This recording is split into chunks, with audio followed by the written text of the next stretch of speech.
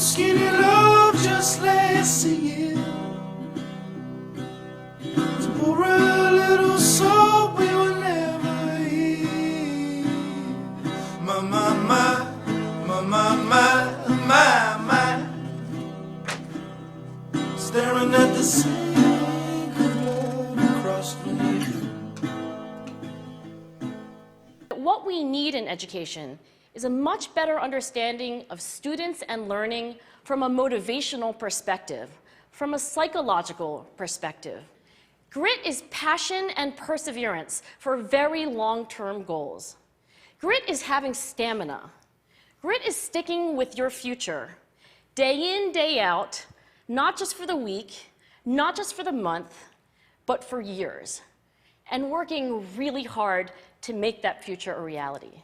The correct answer would be to be passionate about like schooling, but realistically it's not really my passion. It's not what I do every day just because I want to. What I'm like seriously passionate about is like martial arts. Like I do Hapkido, so that's something like I want to do regardless of what time of day it is.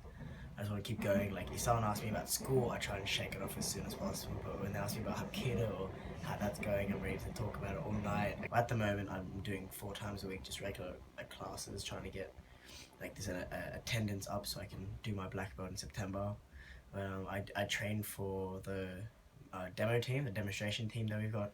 My goal has been for a few years now is to get black belt, and that's really close. Like now that's seems really like a achievable goal.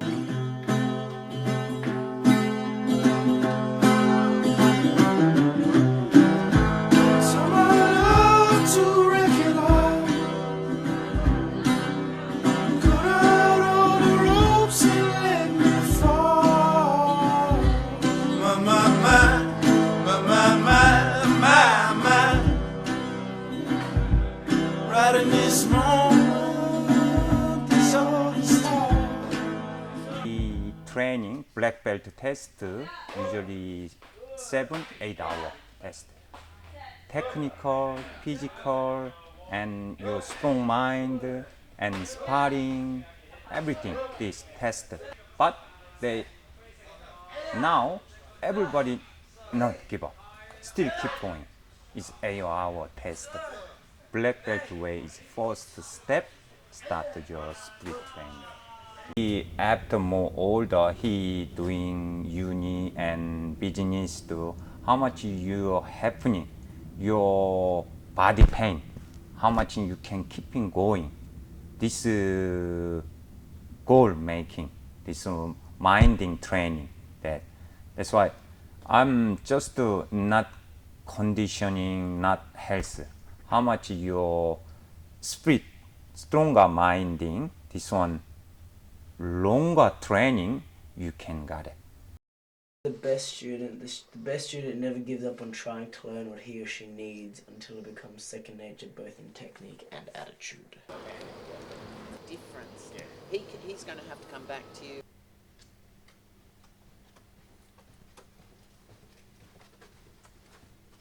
If you find what really sparks a student's interest and and draws on their own goals, whether those are localized goals or even large long-term life goals, then that'll be the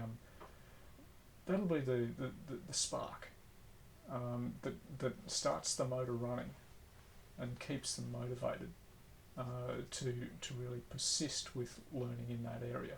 Grit is a construct or a factor that falls under the umbrella of response to adversity.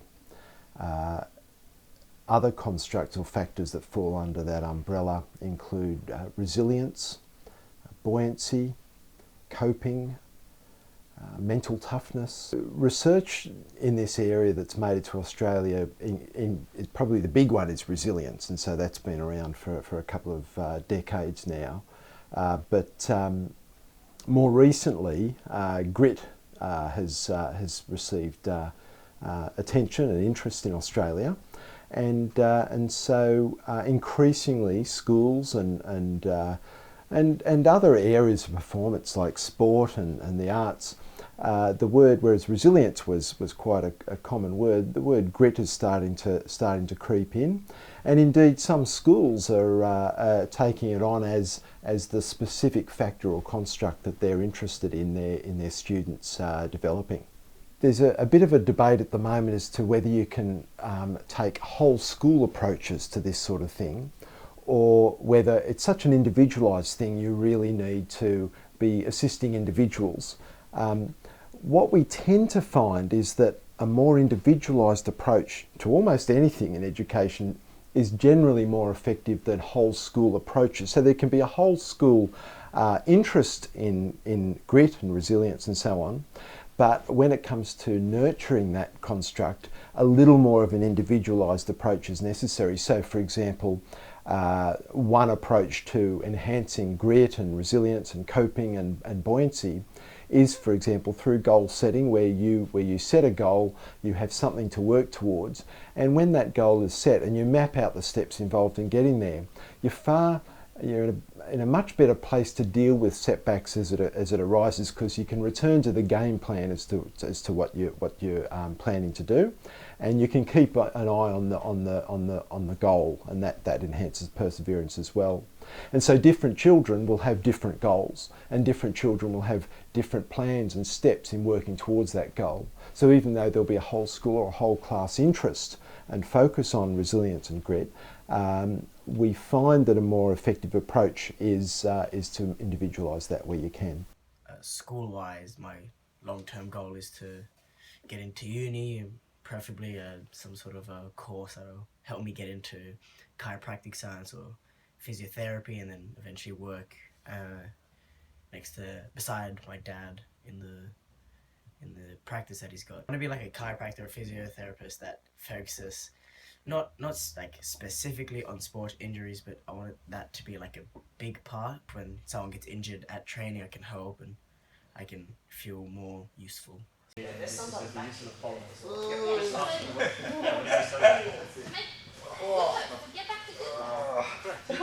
knee. It's smaller than Yeah, hold it. Yeah. That's exactly what you're right. Yeah, keep holding the wire. Oh. Oh, 46 years old. That's good. Yeah. They all said that it was not so good. They either left it out or they said it was used to make fine tuning. Which is kind of true, but that's not what we use it for. I was diagnosed with Crohn's disease, which is like you get ulcers and bleeding in your bowels, and that internal bleeding sort of led to iron deficiency and all these things that just made me really tired, and I lost a lot of weight because I wasn't eating, or anything I did eat, I just kind of went straight through me. It's kind of gross, but it happened. But yeah, that I did keep trying to go to training, but whenever I got there, I just couldn't do anything. I felt tired, I felt sick, I felt like I was gonna pass out, and I just couldn't do anything. I just thought, and eventually my mum noticed that I looked really ill, and it was just, she's like, no, we're gonna stop for a bit, and then that little bit, eventually just prolonged to a few years. I stopped everything for a few years, and I told you to be patient, and I told you to be fine, and I told you to be balanced, and I told you to be kind. And in the moment I'll be with you, and you'll be a different kind. And I'm holding all the tickets, and you'll be holding all the fines.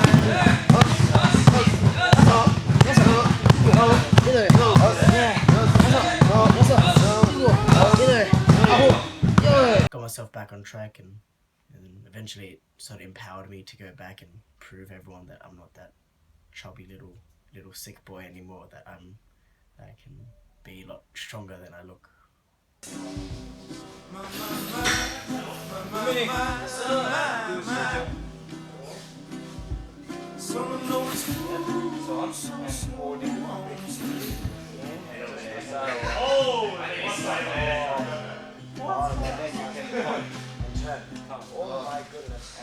And I told you to be patient, and I told you to be fine. I told you to be balanced, and I told you be kind. Let's go. And now all your love is wasted. And then who the hell was I?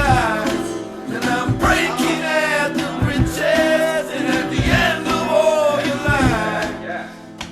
He get his confidence. He can try this, and when your children example is kicking, when you kick, he can. We know he understand the form how much he can. That's why how much he can, I make the target more low, and then slow up, and then make up higher. First, they kick show is high, he can't. But I show first low, and then he can kick, make the sound bigger. They happy. Oh, you can good kicking. Maybe up. Now high, he kick. You can. That's why how much he confidence making, this one is more important. Not kick first. How much he can do.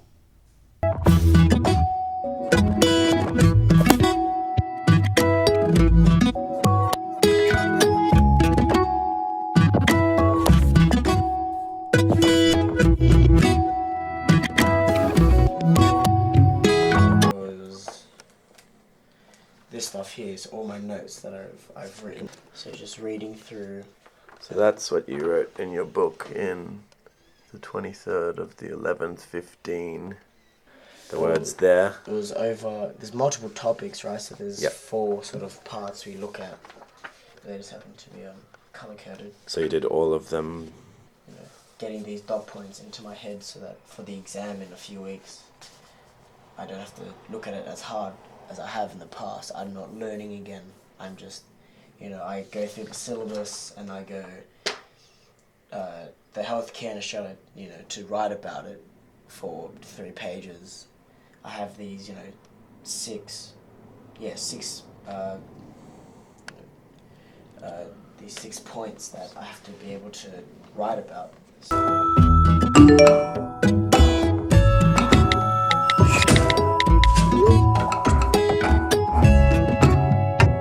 Like if there was a question talking about healthcare in Australia, like how is it equitable in access and support for all sections of the community, it's there, equity of access. You talk about the equity of access. You write down, can we do like a 2-mark version on the blank page onto those books? I have to do English. Yeah, sure. The beauty of a blank page is it can be anything. That's true. Very weird.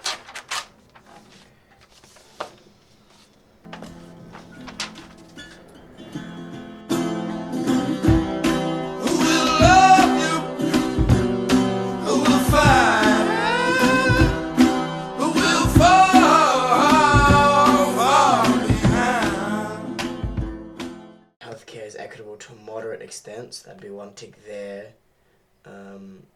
1 tick would be for talking about the economically disadvantaged, because that's in a syllabus. It's a point how they are they are a priority population group. Another population group being individuals living in remote areas, talking about how they have limited access because of where they live and the services that they're limited to, such as emergency services of the Royal Flying Doctor Service. If it was an 8-marker, you'd probably talk about more than just two groups. There's 5 groups. So Aboriginal Torres Strait Islander, the overseas born, the elderly, people living disability. If my study has been any good, it'll be right. Oh, pressure was on. Oh, that's it. 2, 4, yeah, there's 6. Those are the 4 other points I could talk about. I don't want to suggest that that this is a straightforward thing of find your spark and everything else happens from that. It's not that simple. Very often, the role of parents and teachers will be to help students persist in the early stages of learning, providing that external motivation to help them reach a point where it becomes self-motivating. I can do this. Wow, look at what I can do. Hey Mum, look at this. And listen to this. And that sort of, that will often not come easily. But by reaching that point, by doing that deliberate practice, you get to a point where it does become self-fulfilling. And that's when things really take off.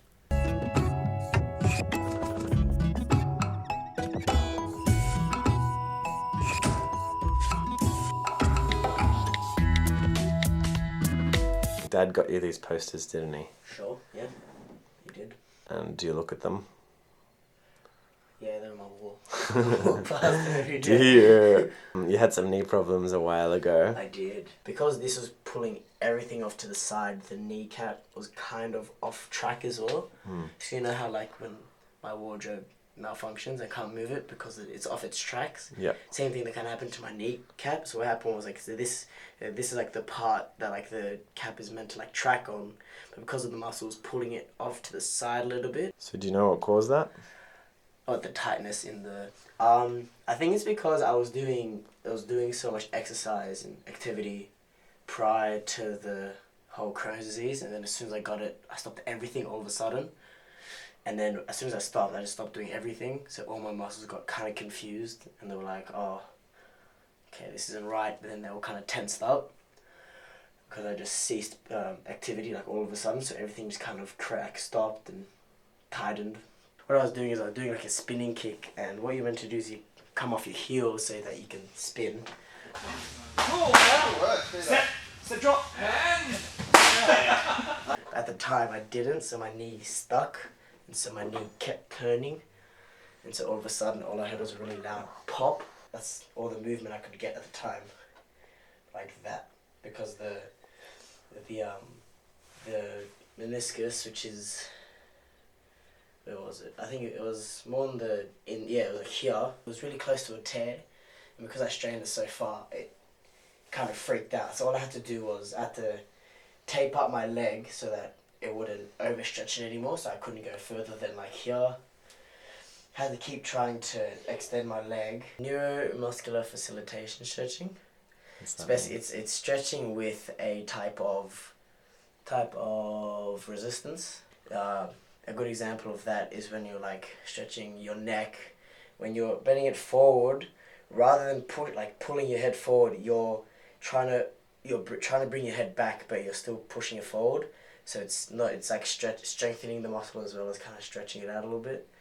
Like it's good obviously to just hold it, do like static stretching and grab and hold it, or like bounce or swing, because they stretch out the muscle. But with that, like it's a bit harder for those kind of muscles. But like with the lower back, you can do it where like you're going to, like when you're lying, like sitting down trying to touch your toes, it pushes you back, and you're like trying to resist, but like being pushed forward. So it strengthens the muscle. So strengthening the muscles around the knee are really important. So I did lots of so basically every time I had to be sitting down, I'd just go forward like this and tense this muscle here, so this muscle on my leg, and I'd tense it, I'd hold it for a good 10 seconds, and I'd lower it, rest for 5 seconds, and then go back up, hold it, and tense this, because then if this was strengthened, then it would pull everything back this way, so it'd start tracking properly again. But I've learned to kind of work around it. Transfer is the holy grail of educational psychology. It's possible, but with good support and good instruction on how to get that transfer from one domain to another. The answer to that's not so straightforward, and in fact the answer to that isn't as positive as we'd like it to be. What you're talking about here is transfer. And that is, can we transfer an attribute or something, a skill learned in one area to another? Transfer is difficult to get in us human beings. We tend to, the skills we develop in one area tend to be very specific and particular to that area, and applying them to another area is difficult. And we often find that a lot of interventions where we conduct an intervention where we build skills in one area and then hope it kicks onto other areas, we often find it doesn't. And so what's needed, that's not to say it's not possible, but it needs certain conditions to transfer. And those conditions usually around where children, young people are explicitly taught how to transfer the skill, how to use the skill in one area and apply it to another area, and be given very good scaffolding from one area to the other, and give very good examples on how, and practice on how they would develop their skills and attributes developed in grit and resilience and coping, how they would use that in another specific area. Simply building it up in one area and hoping it transfers, that's very difficult and relatively unusual in us human beings that tend to live fairly silo-like lives. And so, but where we're able to explicitly teach how to embed a particular skill in another area, that's where we meet with more success.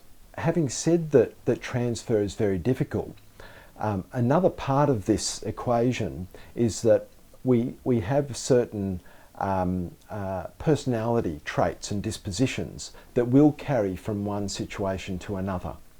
And so there are some temperaments, there are some personalities that are likely to deal with adversity better across different areas of challenge. And so what we find on average, and this is being very crude and blunt in the estimation, we find about 50% of our capacity to deal with certain situations rests in personality and temperament and disposition. But that leaves another 50% that can be taught and learnt. Now for some people it'll be 60-70% personality that reigns supreme. For others it's a little less of an influence on individual situations, but on average. And so in cases where someone moves from one very difficult situation to another, without really having been taught how to, that's probably where there's more of an underlying resilience and grit. But having said that, that won't account for all of their capacity to respond to adversity. So even though they go into a new situation reasonably resilient, there will still be a number of skills and attributes specific to that new area that they would do well to learn. But that's probably a part of their personality. They're adaptable and capable of learning these things reasonably quickly. And so you get this virtuous loop, if you like. Having said that, we're not stuck with our personalities or our disposition. So if about 50% is set, 50% that we can make a big difference on, I see that as great cause for optimism and great scope for assisting all children and young people.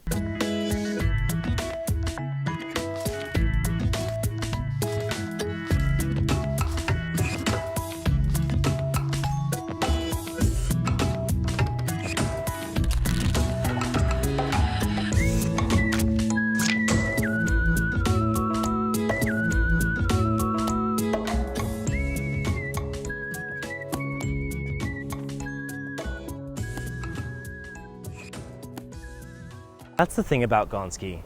It was Australia's first attempt at individualised education.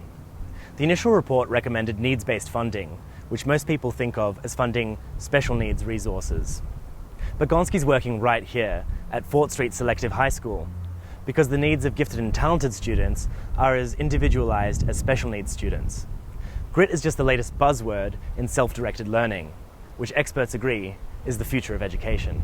The Gonski report is very much about individualised and personalised learning. It's a funding report, but it spoke very closely to how for needs-based funding. I very much see education changing both in Australia and around the world towards a situation where students are increasingly have the opportunity to explore their own interests, work with their own particular abilities. There's a role for both the teacher and the student to figure out what's of interest. But I would also want to say that you won't truly get motivated by something until you've put in the hard yards to develop fundamental skills. I don't even have any good skills. What do you mean? You know, like nunchuck skills, bow hunting skills, computer hacking skills. Anders Ericsson's work on deliberate practice argues that in order to achieve very high levels of, it will be necessary to put in a very, very large amount of practice, and not just any practice, but mindful, deliberate practice, typically involving substantial feedback from a mentor or mentors, in order to really work at your